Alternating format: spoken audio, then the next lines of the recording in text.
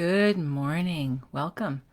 This is Angela Coulter, your Consciousness Transformation Ascension Guide, originator of Trinity Energy Progression, bringing you this week's Living the Shift. I think I'm getting this new layout down. So today we're going to talk about there are a lot of, oh, nope, that's not it. Oops, hold on. There we go. Okay. I'm back. So today we're going to talk about there's discussion often, and I've had that come up lately, but I mean it's come up for years as I've been doing this, on the question about what about, first of all, it's what about my spouse? What about my best friend? What about my, lover or my family? I'm going on this active spiritual journey and, they're not coming along with me and da da da, right? Well, so now what's happening is there's a lot of stuff that's coming up that many are asking. Somebody I'm really close with is just ready to throw it all in, right? And what do I do? Or B, I'm ready to just do that myself, and just throw it all in. So then what do we do? What's that about? There's a lot to talk about with that, because I was having a conversation with somebody about that yesterday. And it was somebody they were very close with, and they were sort of crushed, right? No, crushed, but very upset that, somebody that they had these regular, they were a very deep connection with, and, they could talk about all this kind of stuff. And there's my yawn for the morning. And they were, and then the other person just decided they're just, this just doesn't resonate with me. I don't want to do this. This is just too much work. It's too hard. Basically, that's what they said, right? And so the first thing is we get, good morning, Gloria. We get concerned about that. And, and I mean, this person is part of my practice, and they just like, well, this doesn't resonate with me anymore, and they were just like, oh, I don't understand why that that person's doing that. And I said, well, you know what, it's all perfect, right? So first of all, here's the thing, because I'm going to talk to those who are ready to throw in the towel as well, but when we talk about others, I mean, we're looking at ourselves. We can say it's all perfect when it's somebody we love, and we would love for them to join us to where we are now, or on the journey, on the path.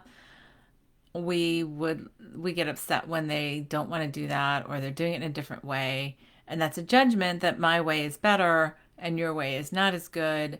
And so that's the thing to keep in mind, is it's like these are those hidden things, right? Like a friend of mine would joke around and say, oh, but I'm so spiritual, right? Because we get that kind of bias, that prejudice, and that egoic hierarchy in our mind going, oh, but look at what I'm doing. And what I'm doing is so open and deep and whatever. And they're not wanting to come through this with us, with me. And so therefore, in the way that I'm doing it, so therefore they must be wrong, and they must not be on that journey in the same way. And so here, the correct part is they are not on the journey in the same way. Everybody has, we have expressed ourselves as divine individuals, all part of the same divine consciousness, to have these separate individual journeys and separation, and try it out in every possible way. So there is no right and one wrong way, number one, because there's so many practices out there, so many in the spiritual realm, so many belief systems that say if you don't practice it the way we tell you to practice it, then you're doing it wrong. And anybody who's not doing it that way is wrong, or they're in the dark, they're not enlightened. There's a ton of different ways that we talk about them. And so the key is to recognize that's all ego too, because that's still putting hierarchy and saying, well, my way is the best way. Because ego always wants to say that my way is the best way, right? So the key for us is to start looking at things as, like I have so many examples of, there was a couple that I worked with a long time ago, um, that were on the verge of splitting up. Well, they ended up splitting up. But before they even ended up splitting up, I started working with the woman who was saying, oh, well, I've been taking all of these classes and my husband has just no interest in it. And, I just don't think it's going to work because, I'm so spiritual. And, um, and they were not at the time. And they were going through stuff and, she was deciding whether to stay or leave. He started exploring the spiritual stuff. And by the time they were divorced, I would say that he had actually leapfrogged well past her in consciousness and practice and all that kind of stuff. And so the funniest thing was, like, one of her biggest things that she would talk to me, be so focused on, was how he was not like her. And so then yeah, and implying that, she was so spiritual, he was not, and all that kind of stuff. Well, it was funny that he just really embraced it when the time was right. And then it became like second nature to him, where she was still avoiding a lot of things. And it was funny how, like, that imbalance happens. So what I tell people all the time is, like, don't judge where somebody is right now if it's not the same as yours, because it's sort of like, there are others who are in another place too from you, right? And who are not to judge you either, right? So it's it's more challenging, I think, right now, because there are many who have been on. This year has been so challenging to so many in terms of shifting and realizations. I mean, it's been challenging for me, and I've had moments. I've been doing this professionally for 12 years, and I've had moments where I just have wanted to throw in the towel. And it's been challenging. It's been transformative. It's been explosive, and it's been so, so expansive. And I am so grateful to it. But there have been moments where the ego was very tried. And I understand it, because I understand so many are going through the same thing. So many I talked to had just different versions of the same story. And there are many who are on the fence of saying, I just want to shut down. I'm tired, just even for a while. Um, I want to step away. I want to take a break. And you can do that. So, first of all, I want to tell you, you can do that if that's what your heart desires, right? And so when I say that, I also say that to say, well, when others that you love, are in the same place, it's so important to be able to say, that's okay too. That's all right too. I mean, no two of us have the same journey. No two, like, we have periods where we accelerate in our remembrance, and then we have periods where we plateau. There are periods that we might shut down a little bit, and that's all okay. I was guided to get on and talk about saying that's all okay. And it's time for us to stop judging others based on what our gauge of our own journey is, to say, well, your journey is perfect. And if you choose to see things differently, to experience things differently, or to practice things differently, that's okay too. If you've been doing this practice for how many years and then it just doesn't resonate with you and you are ready to do something else, that's okay too. I've always said that no matter what you do, no matter what practice you have, no matter what belief system that you practice, if you practice like a belief system, or religion or whatever, that it always serves you as long as it helps you to expand in your consciousness and to expand your remembrance. And the day it starts to limit you is the day it's ready, that it's time for you to look for something else to help you, remember. Or maybe you just don't need something else to help you anymore. That's all okay, right? And there are times where you jump into something and it takes you like on the fast track and it is breathless, which is what Trinity tends to do. And it is breathless, and you get overwhelmed and you want to say, whoa, pull the reins back and give it a rest. And that's okay too.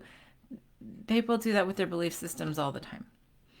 The key there is to not just let it sit, like not throw it. Oh, the key is not to throw it away, but to sit with it and say, okay, so what is it? Take responsibility for what it is that is causing you to want to take a breath, right?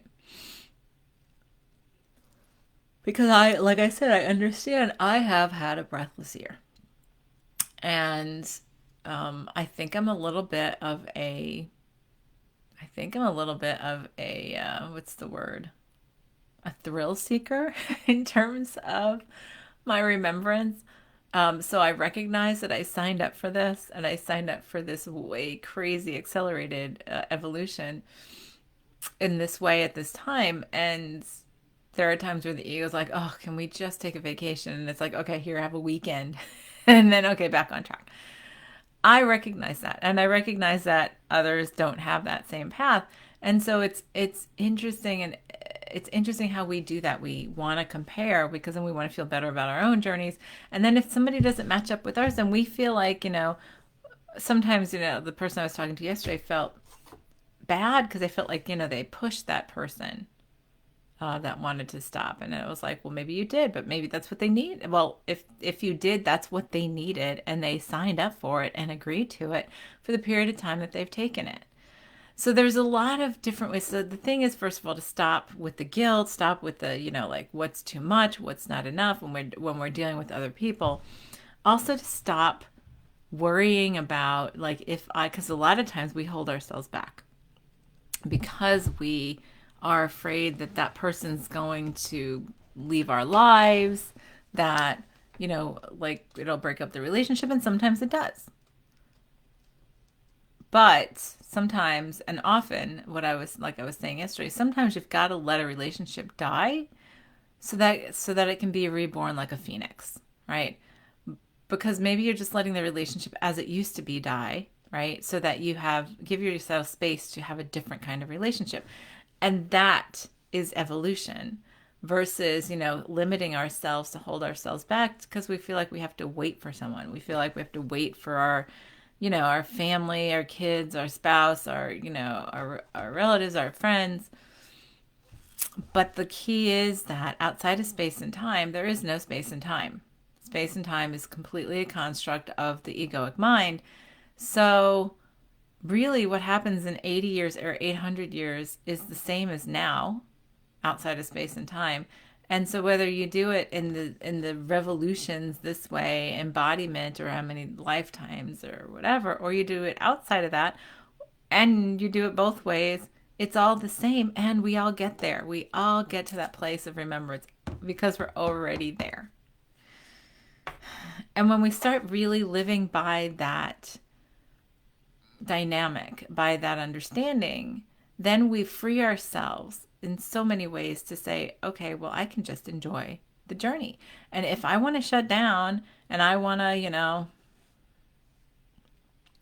be an Eeyore for a while, then okay, I'm going to do that. Then own it. Take responsibility for it. What I said to this individual I was talking to yesterday was, well, at least the other person is taking responsibility to not want to take responsibility. Because they were just like, well, yeah, I don't want to be looking at my triggers all the time. I don't want to, it's just uncomfortable. And I just don't want to do this right now anymore. And I'm like, well, so at least they take responsibility for not wanting to take responsibility. They take responsibility for not wanting to look at those triggers. They take responsibility for not wanting to look at their own emotions. And that's okay. That they recognize it, that they've come far enough to recognize it. And I said, so that gives you hope that they will maybe one day come to a different place, or maybe not. And that's okay too. So there's so many elements about that. And we have so many attachments to and conditions to our remembrance. Well, the thing is that there's outside of space and time, there is no conditions. It's just like every condition, right? So we hold ourselves back, and then it's funny because like this couple that got divorced, and then and she sort of went into a plateau, and he sort of leapfrogged into a different space altogether, in expansion, and now she's sort of she's expanding again in her own way, and that's the whole thing. Is it's all good, it's all right, it's all perfect. And I would say don't judge it. Don't judge your choice. Don't judge other people's choices. Simply come to a place of recognition and acceptance to say, okay, well, this isn't for me right now. Maybe it's time for me to try something else, to just take a breath, to maybe just meditate, to just self nourish without having to go through other stuff. And that's okay. And maybe that's what the other person needs to do. And that's okay too. Maybe they're not ready to look at that stuff. I will say, like I said, this year has been explosive for so many. And our expanded selves have said, okay, well, here's the other part to keep in mind, that collectively we've agreed to move forward into this. And so as we move forward into this, we are pushing ourselves to remember. And in remembering is to let go of these things that have held us back and held us in chains. And if the ego fights it, and that's what we do when we shut down. The ego's like, yeah, I'm too tired. It's overwhelming. It's exhausting. I just don't feel like it anymore. And so, yeah, we can say that and we can take that rest. But then when the expanded self says, yeah, it's time for us to move forward, this has been stuck enough for long enough, then the explosions start to happen. And that's what's been happening, right? Because we've gotten addicted to delaying and procrastinating, right? We've become addicted to the crash course and stuff. So we then create the crash course and stuff. Because if we didn't want that, then we wouldn't have it. That's the funny part about our realities. Is if we didn't want that, we wouldn't have created it, and it would have just, been easy and flowing and whatever. But at some level, we're like, oh, I love the drama of that procrastination and then needing the big explosion to remember. Wow, what a rush. What an adrenaline rush that is. And so that's okay. That's all right. In a way, we're doing that in this lifetime for many of us.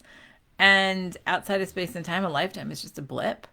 So even if we do it, for an extended, like an entire lifetime, it's still just a blip in the whole of everything. We've done that in so many different ways. We've done it in suffering, in pain, in chaos, in limitations. And so, it's so key to trust. And the trust has been where I've had my biggest challenge, because there have been several explosions I've had this year where I felt like I was blindsided. And a part of me goes, okay, I'm done. I'm done with the blindsiding, right? But then at some point I'm like, well, but except I set that up for myself, so yay.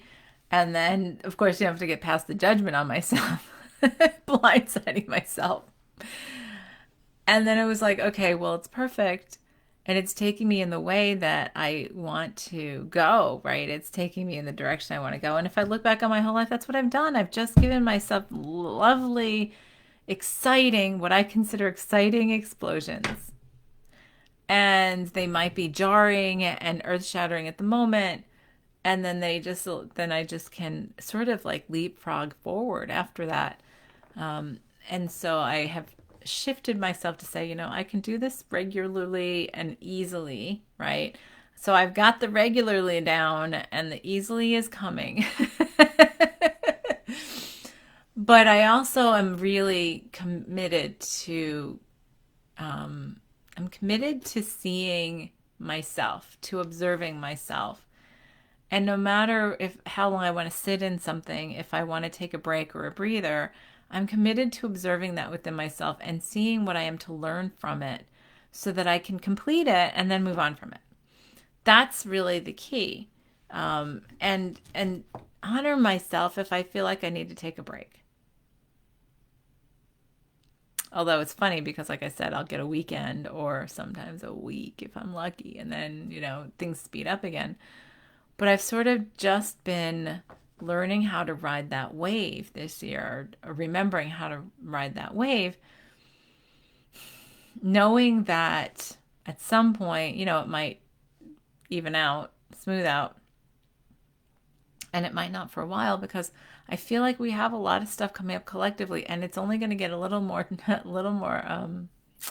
agitated before it smooths out.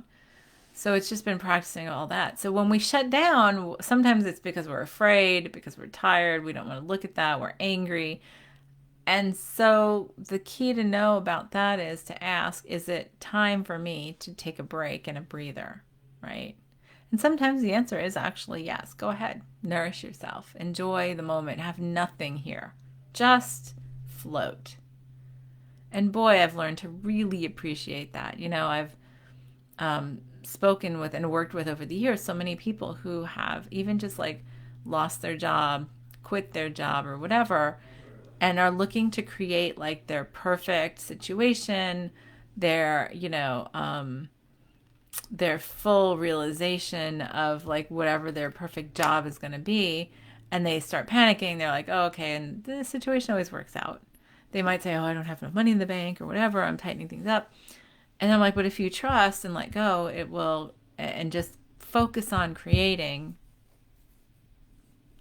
and by the way, thank the universe, thank your expanded self for giving you that break, the breather between where you were and where you would like to be. And enjoy that nourishing moment of quietude, because sometimes we give it to ourselves. And instead of spending all this time like, oh, what's next? I'm afraid of what's next or whatever. It's enjoy it. And I've learned to come to that, because I always know that if I'm getting a break, it means I need the breather, and it means that, I need to just prepare myself in a even keeled, calm and centered way.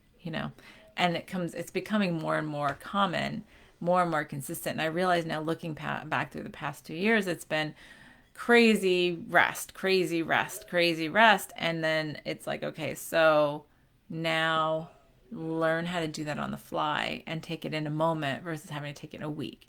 So that's the other thing to look at, is when we have that urge to stop, ask guidance. Is it time for me to truly take a break? Is it time for me to stop doing this for a bit?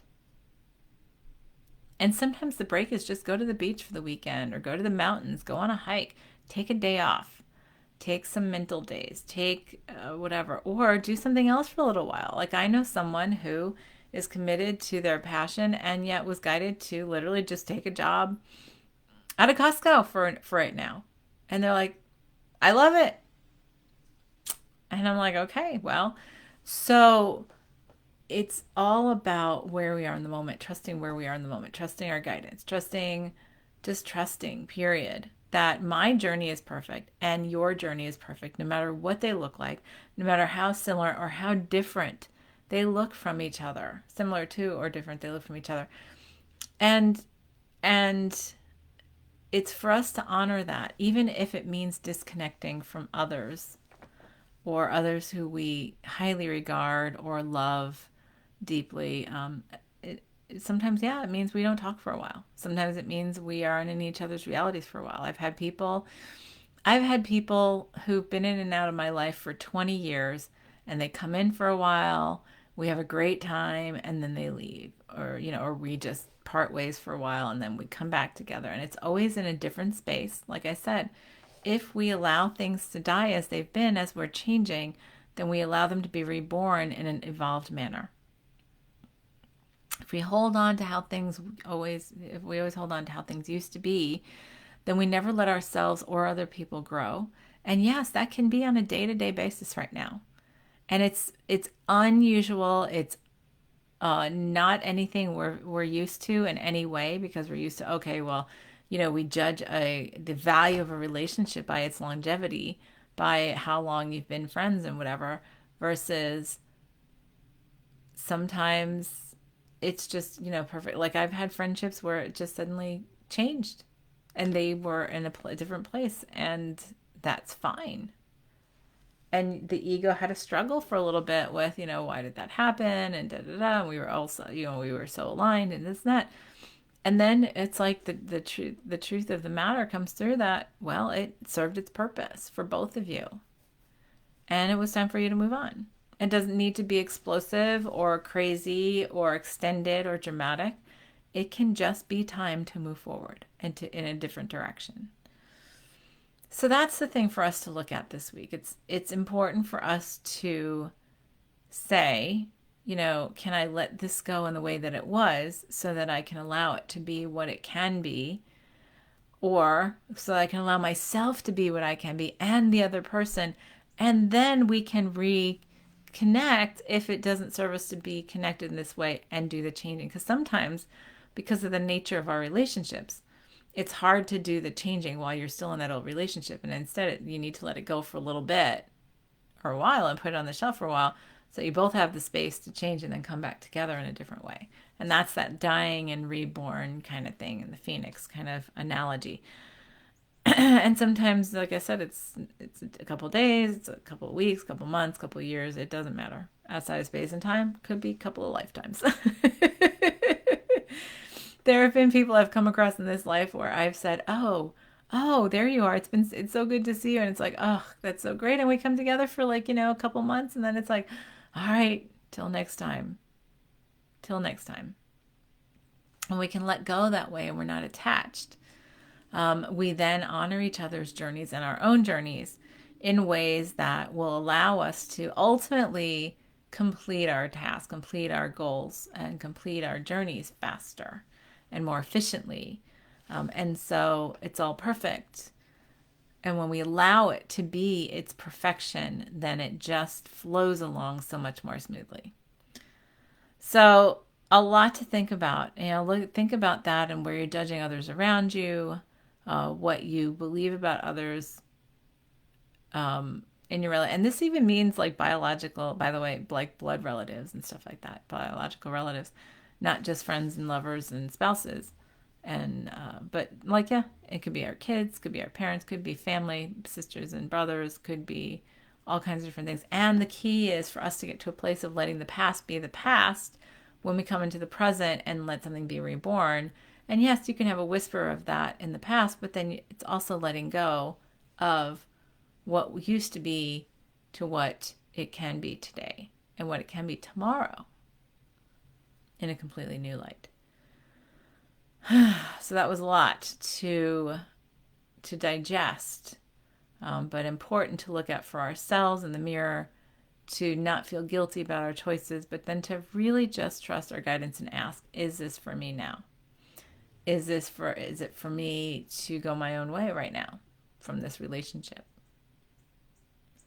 And if sometimes you're surprised when you get no, and it's like, okay, well then then let me see how to give myself and the other person space so that we both have that room to evolve because we're in, different places, and do so while we're still connected. Like we can set the intention to be able to see how to do that. And that might just change the nature of the relationship or how it's played out for the time being or something like that.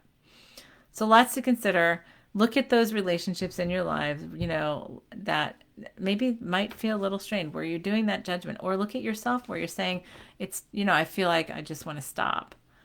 Then ask yourself, is it time for me to take a breather? Or is it time for me to take a different direction? Maybe I need to just do this in a softer way, or, more slow and easy way. And like we can change the pace of what we're doing, and we can change the way we do it, and we can change like in the flow of how we do it, as well as other people around us. So it's letting ourselves be free, and letting ourselves and others around us be free to really optimize our journey and to nourish ourselves along the way without guilt and obligation and limitation, to do it in a free way and to really honor in a complete way so that we don't have to continue repeating the same patterns. So on that, I'm going to let you go. Thank you for joining me. Have a great week. This is Angela Coulter signing off with this week's Living the Shift. Have a good one. Bye.